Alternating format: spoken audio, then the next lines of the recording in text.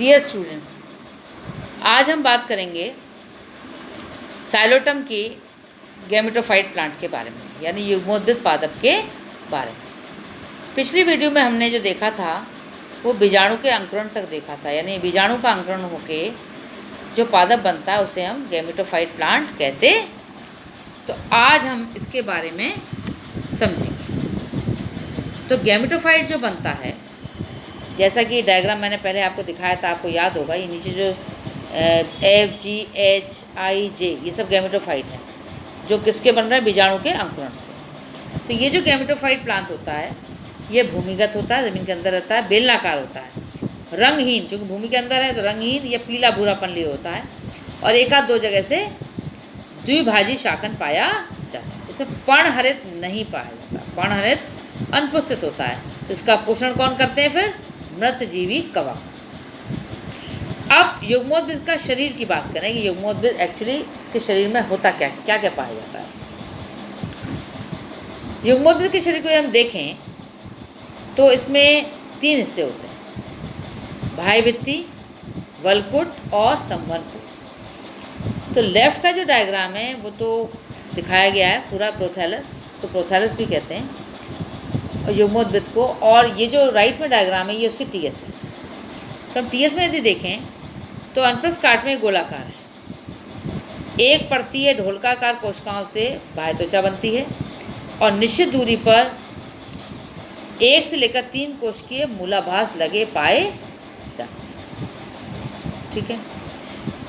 अब वल्कुट की बात करें, इसमें कॉर्टेक्स भी है, ये बहुस्तरीय होता है, रंगहीन षटकोणीय कोशिकाओं से बना होता है। इसकी बाहरी और जो अरीय भित्ति होती है उस पर वो क्यूटी में होती है, मतलब क्यूटिकल पाया जाता है। और सबसे बड़ी बात यह है कि ये क्षेत्र जो होता है कवक मूल द्वारा संक्रमित पाया जाता है। इसकी सबसे भीतरी सतह अंतस्थ त्वचा एक स्तरीय होती। अब संवहनपुर की बात करें, न्यूजीलैंड से साइलोटम न्यूडम में युग्मोद्भिद में संवहनपुर की उपस्थिति रिपोर्ट की गई है। इस डायग्राम में आप देखो बिल्कुल बीचों बीच दिखाया, थोड़ा सा वेस्कुलर मंडल दिखाया गया। तो इस तरह से वेस्कुलर मंडल इसका बहुत ज़्यादा वो नहीं होता, लेकिन ये युग्मोद्भिद की स्ट्रक्चर है, टीएस है, इधर पूरा साबुत युग्मोद्भिद है। तो युग्मोद्भिद किससे बना? बीजाणुओं के अंकुरण से, यानी स्पोरोफाइट से बना बीजाणु जो खुद अगुणित हुआ, और बना किससे? द्विगुणित पादप से।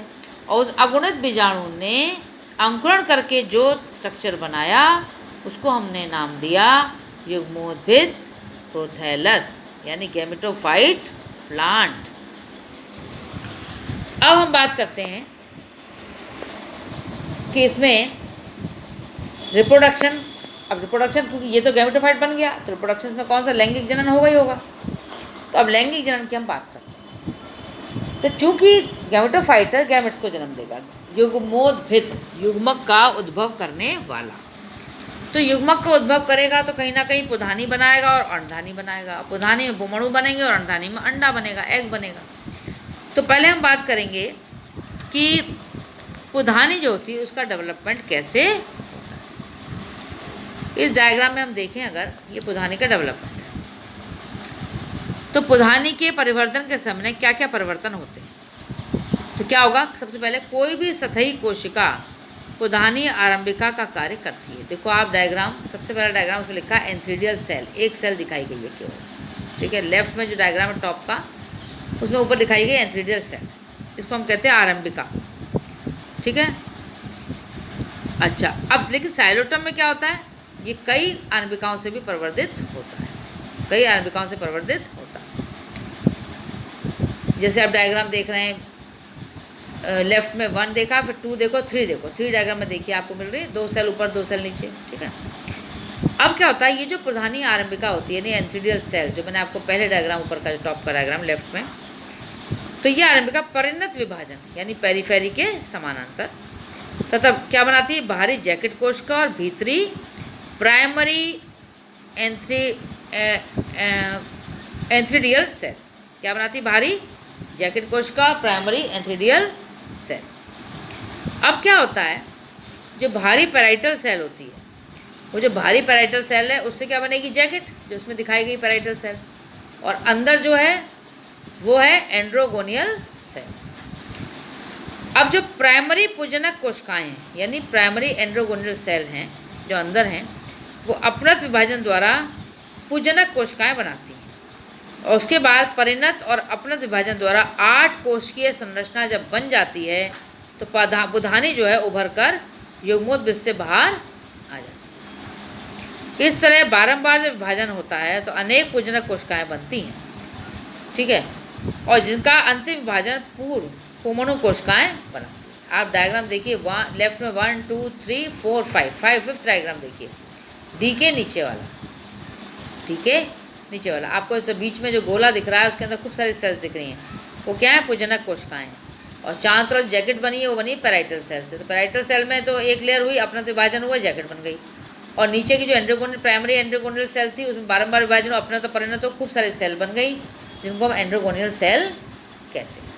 अब जब एंड्रोगोनल सेल का अंतिम विभाजन आ जाता है कि अब और विभाजन नहीं होगा, तो उन कोशिकाओं को हम कहते हैं एंड्रोसाइट मदर सेल।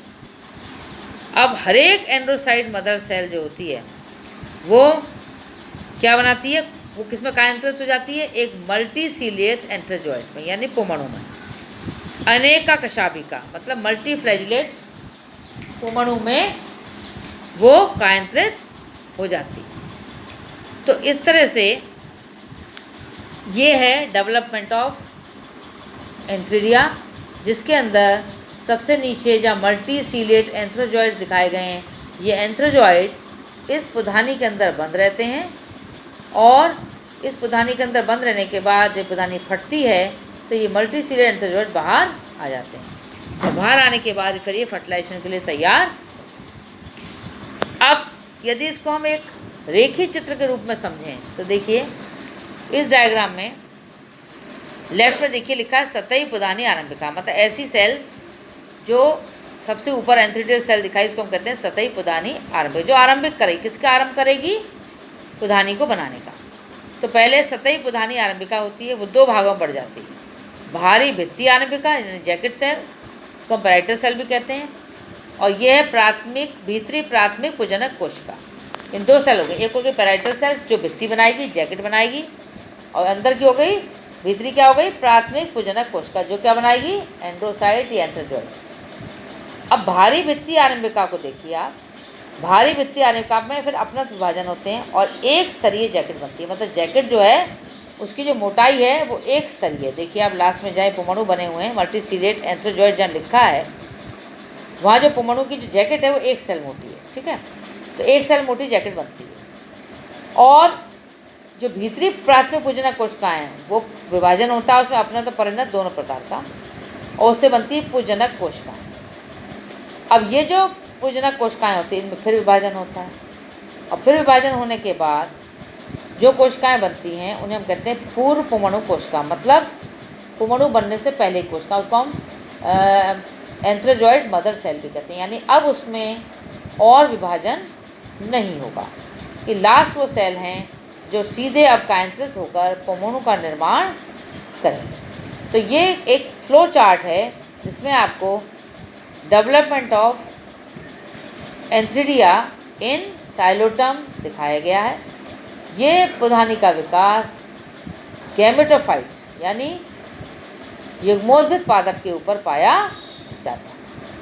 अब युग्मोद्भिद है ना, जो युग्मक बनाएगा तो एक तो उसने बना दी पुधानी, अब दूसरी क्या बनाएगा, स्त्रीधानी। तो स्त्रीधानी का यदि प्रवर्धन हम देखें तो स्त्रीधानी के प्रवर्धन में सबसे पहले क्या होता है, ये युग्मोद्भिद की सतही आरंभिका से आरंभ होती है। देखिए यार डायग्राम ए में एक सेल दिखाई है सतही आरंभिका, जो कह रहे हैं आर्चिगोनियल इनिशियल सेल। अब स्त्रीधानी आरंभिका जो है वो परिणत विभाजन द्वारा 2 कोशिकाएं बनाती है, उसे कहते हैं बाहरी प्राथमिक आवरण कोशिका, ठीक है, कवर सेल, और दूसरी है सेंट्रल सेल यानी केंद्रीय कोशिका। आप डायग्राम बी में देख सकते हैं इसको। फिर क्या होगा, प्राथमिक आवरण कोशिका, ऊपर वाली जो कोशिका है उसमें एक खड़ा विभाजन होगा, मतलब उद्रक विभाजन, 2 कोशिका बनेगी, और दूसरा उद्रक विभाजन होगा दोबारा उसी में, लेकिन पहले के समकोण पर। उससे कितनी बन गई, 4 कोशिका बन गई, जिनको हम 4 ग्रीवा आरंभिकाएँ कहते हैं, 4 नेक्स इनिशियल सेल जो आर्चिगोनियम की नेक का निर्माण करेगी। अब क्या होता है, चारों ग्रीवा कोशिकाएं जो किससे बनी है, कवर सेल के विभाजन से, वो अनपस विभाजन द्वारा 4 से लेकर 6 कोशिका ऊंची स्त्रीधानी की ग्रीवा का निर्माण करती है। किसके करती है, ग्रीवा की वॉल का निर्माण। उसमें अनपस विभाजन होंगे। कितनी सेल थी, 4 थी। चारों बार बार बटेंगी तो 4-5 कोशिकाएं बना देगी हर सेल। तो 4-5 कोशिकाएं लंबी क्या बन जाएगी, ग्रीवा का भित्ति, ग्रीवा की भित्ति यानी ग्रीवा सेल्स कहते हैं। अब क्या होता है, जब ग्रीवा की भित्ति बन गई, वॉल बन गई ग्रीवा की, जब ग्रीवा 3 कोशिका ऊंची हो जाती है, यानी ग्रीवा जो है जब 3 कोशिका ऊंची हो जाती है, तो जो केंद्रीय कोशिका थी, सेंट्रल सेल थी, वो 2 में बढ़ती है। एक कहलाती है प्राथमिक नाल कोशिका, क्या कहलाती है, प्राथमिक नाल कोशिका, और दूसरी कहलाती है प्राथमिक अंडदा कोशिका यानी प्राइमरी नेक कैनाल सेल, दूसरी कहलाती है प्राइमरी वेंटर सेल। आप देखिए डायग्राम डी। उसके बाद प्राथमिक नाल कोशिका जो होती है यानी प्राइमरी नेक कैनाल सेल, नेक तो बनाई थी कवर सेल ने, अब नेक कैनाल कौन बनाया, कैनाल को भी तो भरना है, बीच में खाली गैप है। तो प्राइमरी नाल कोशिका जो होती है, डायग्राम डी में दिखाई है, वो अनपस विभाजन से विभाजित होकर 2 ग्रीवा नाल कोशिका बनाती है। मतलब जो 4-5 सेल ऊंची जो ग्रीवा थी वो केवल 2 कोशिका, अंदर जो उसके गैप है, बीच में जो स्थान होता है, वो 2 ग्रीवा नाल कोशिकाओं से भर जाता है। अब जो प्राइमरी अंडदा जो कोशिका बनी थी कवर सेल से, सेंट्रल सेल से नीचे 2 बनी थी ना, एक तो ग्रीवा प्राइमरी नेक कैनाल सेल और एक प्राइमरी वेंट्रल कैनाल सेल। अब प्राइमरी वेंट्रल कैनाल सेल विभाजित होकर एक वेंट्रल कैनाल सेल और एक अंड का निर्माण करती है। क्या बनाती है, प्राइमरी वेंट्रल सेल और एक अंड। डायग्राम ई में आप देख सकते हैं, ठीक है। नेक कैनाल सेल दिखाई गई हैं, एक वेंट्रल सेल दिखाई है और एक एग सेल दिखाई। कई बार प्राथमिक कोशिका ऐसा भी देखा गया सीधे अंड में काम करती है, अंड के रूप में कार्य। कौन सी प्राथमिक कोशिका, जो सेंट्रल सेल है, बाकी इसमें विभाजित हुई सेंट्रल सेल। तो इस तरह से ये एक आर्चिगोनियम का निर्माण हो जाता है, जिसमें नीचे की पहले एग होता है, एग सेल होती है, फिर वेंट्रल सेल होती है, फिर नेक कैनाल सेल होती हैं। और ये तीनों चीज़ें 5 से लेकर 6 कोशिकाओं से बनी हुई जो 4 पंक्तियाँ होती है ग्रीवा की, उसकी वॉल के अंदर बंद रहती है। तो इस तरह से ये आर्चिगोनियम का डेवलपमेंट हो गया। अब इसका आगे का हम बाद में पढ़ें।